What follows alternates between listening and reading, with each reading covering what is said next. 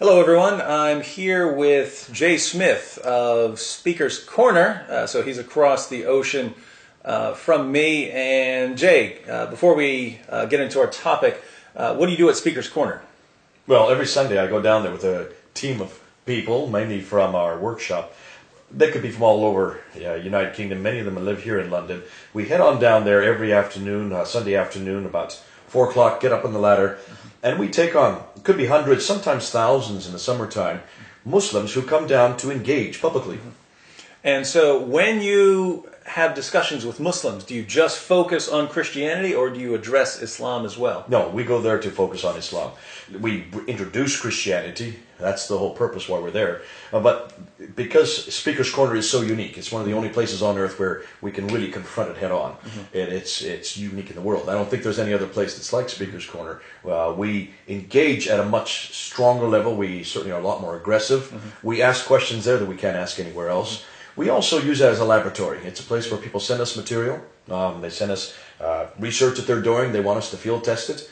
And because there's Muslims from all over the world, and there's hundreds at a time, you get an immediate reaction.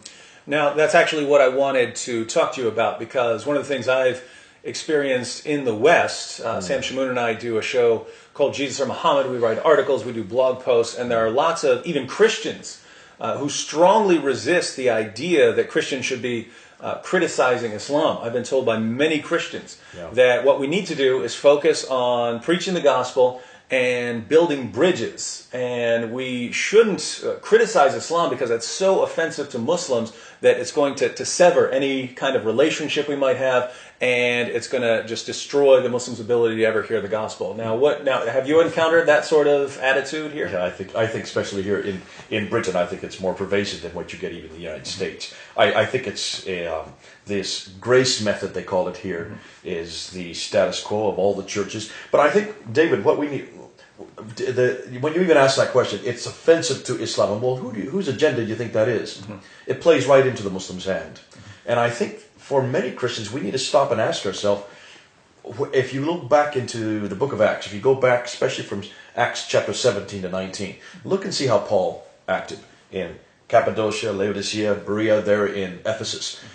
Just take a look and see how he acted, and look and see what he did whenever he went to these cities. He went right into the synagogues. He confronted the Jews, what they had done to the Messiah. That's polemics. That's confrontation. Look at the reaction. If you have any doubt, look at the reaction, how the Jews treated him. They disregarded him. Sometimes they threw him out. Many times he was thrown into prison. He was whipped. Twice he was almost stoned to death, and finally they killed him in Rome. Now, that kind of reaction doesn't just come from dialoguing or trying to find commonality with the adversary. No, the fact that he was so confrontational and the fact that he started so many churches everywhere he went, that model is not being taught today. It's not being used. What you're doing in your debating is very much following that Pauline model. And if this is good enough for the first century, I don't see why it should be good enough for the 21st century. Well, that would be the objection that we kind of have. We're in a different age now, right? We're in a different age, and I mean, just try to think about it. I'm just playing devil's advocate now, but try to think about it from the perspective of someone Christian who has a ministry, right? They have a ministry reaching out to Muslims, and they're trying to show, hey, that the Christians are very loving people, because lots of Christians do want to compare Christianity with Islam, and Muslims have seen a lot of the violence, the terrorism that comes from their religion. And so lots of Christians want to say, look, you see how gentle and loving we are. Wouldn't you prefer this? And then someone like you comes along and starts blasting and blasting and Muhammad's this and Muhammad's that, and look at all the horrible things Muhammad has done. And some Christians will even say, hey, you're hurting the work that we're trying to do, building these bridges. And I think that's a valid criticism. Many Christians feel not only threatened by what we're doing, they might say it even goes against, it's counterproductive to what they're doing. And I think what we need to stress, and for people who are listening, hear what we're saying. There are many different gifts. There are many different parts of the body of the church. And there are many different things that we're called to do. I would not ask many of the people who are watching us to do what we're doing. It is a gift that is unique. It's going on the offensive. Let me just give you an example. You have American football in America, and you have two different teams, defense and offense. Yeah.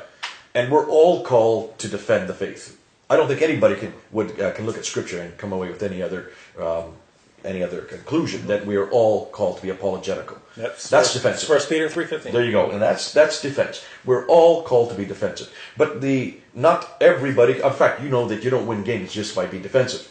You need an offense as well. In fact, I would suggest that the offenses, in many cases, are certainly the best known players, and they're the ones that are highest paid. They have a whole other set of skills that defense doesn't need. We don't teach offense in Christianity because people think it's offensive. They think it's not Christ-like. It's not something that we would see in the gospel. It's not something that's productive, as you've just said. And interestingly, the early church didn't have that problem. They used both defense and offense. Christ used both defense and offense. He was very defensive with Nicodemus when he came to him in the middle of the night. He was certainly very defensive with those who came and came with an open heart. But he was also very offensive. Take a look and see what he did with money changers there in the temple. Or look at Matthew 23. The entire chapter from verse 13 to 33. You hypocrite, you den of vipers, you white sepulchre, over and over and over again. That's my Jesus. And that's the side of Jesus we don't like. Now, if that's offensive, then we need to ask, what was Jesus doing? Of course he was offensive. The gospel, by definition, is offensive. And I think we need to stop and ask ourselves, if we're going to be preaching the gospel, if we're going to say that God came to earth, that's going to offend the Muslim. If we're going to say that God actually claimed to be God, Jesus claimed to be God, that's offensive to Muslims. If we're going to say that God actually died on the cross, that's hugely offensive to Muslims. But I refuse to open my mouth unless I say those three things. I've got to preach the gospel, and by definition, the gospel is offensive. So if we're going to spend all our time trying to find commonality or trying to find a way to acquiesce to Islam, we're not going to preach the gospel. More than that, we're not going to be effective to them, because for most Muslims I know, they love polemics. If you have any doubt, just come down the speaker's corner and see how they work and how they not only communicate, but look and see their leaders. Go up on YouTube, and I encourage you to go up on YouTube and look at the over 43,000 videos out there that are confronting Christianity. Now, can you tell me that Muslims don't like those videos? Do they not produce those videos? Do they not consider them to be effective? The fact that they're producing those videos that are highly offensive to us, but for them, as far as they're concerned, this is the most effective way to communicate what they believe is their own truth. Now, if they see that as not offensive, then why would they think what we're doing is offensive? And I think for many of us, we need to change and try to incarnate what we're talking about. I rarely find Muslims that get offended by what I'm saying. I'm sorry, they get offended not by what I'm saying. Many times it's my attitude. And I think we need to be careful. I find when I ask many Muslims, how would they define a Christian? You know what they tell me? They say that Christians are weak, Christians are timid, Christians cannot defend what they know. They don't know very much to begin with. Now that's a huge indictment against us, but that's the way we come across. We come across as ineffectual, we come across as timid, we come across as unknowing, and more than that, not able to even defend what little we know. I don't see that in the New Testament. I don't see that in the ministry of Paul. I don't see that in the ministry of Jesus Christ.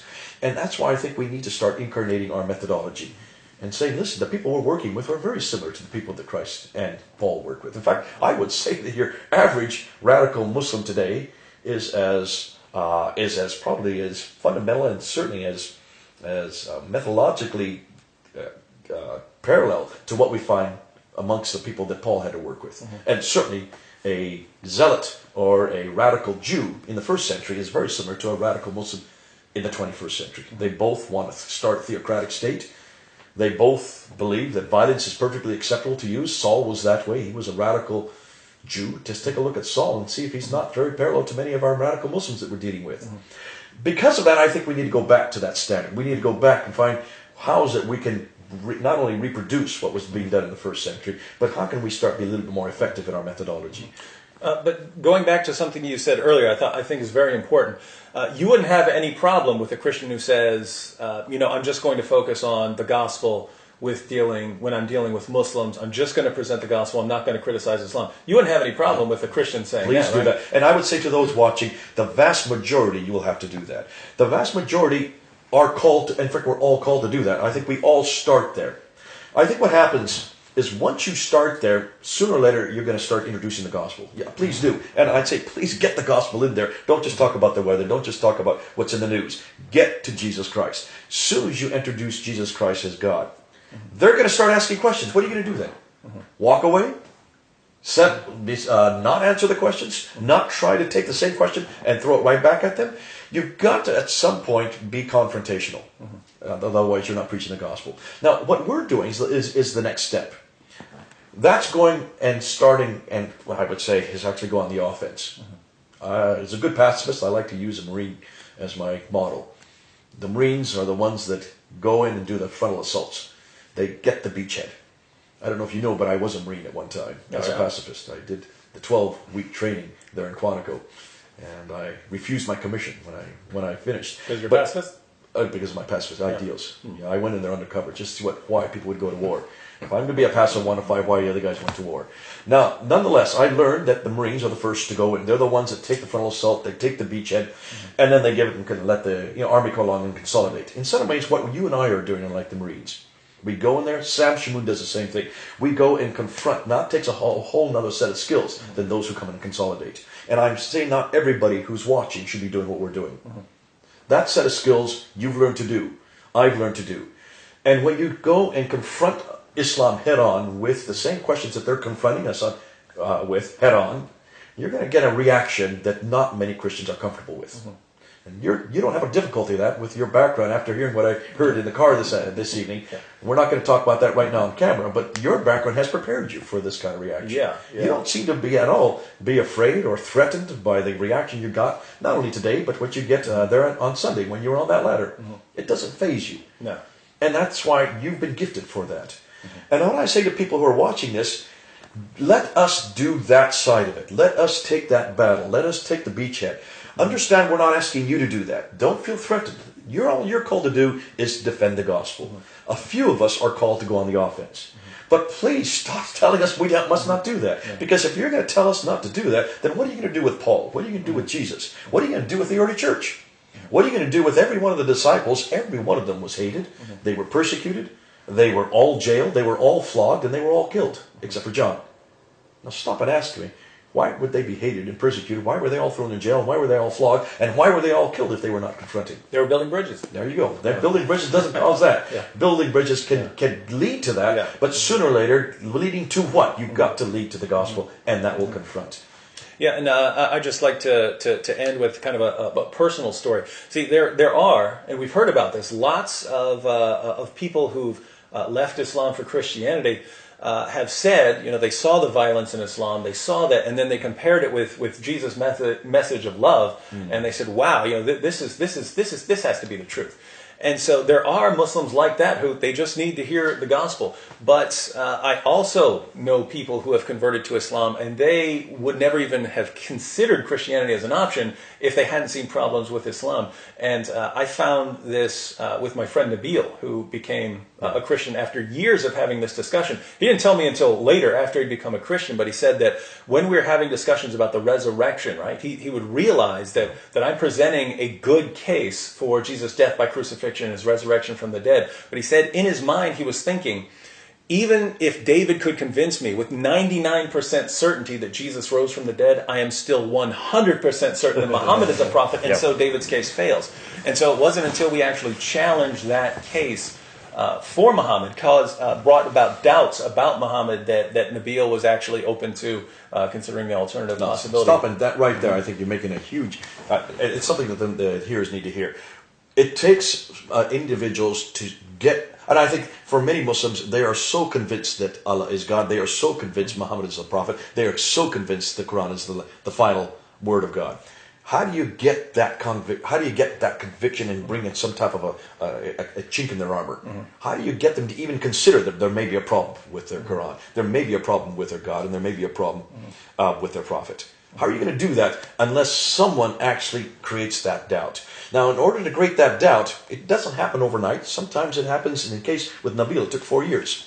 And for many Muslims, they can even look back and remember. I remember I've had Muslims come up to me and say, "Jay, something you said 7 years ago. I was at a debate you were at 7 years ago, and it was that debate that started the doubt, that started the questions." It took them quite a few years before they came through. But they go back to that debate that they saw. And that's why I think in some ways we must be careful that we don't look for the quick